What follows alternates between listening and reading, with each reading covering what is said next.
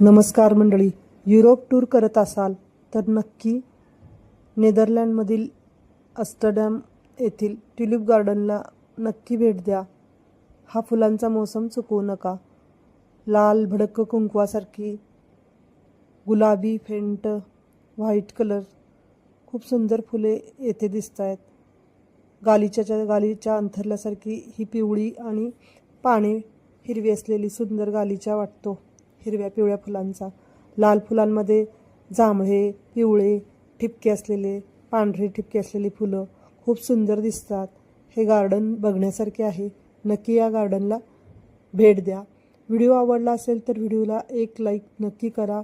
नवीन असाल तर सबस्क्राईब करा.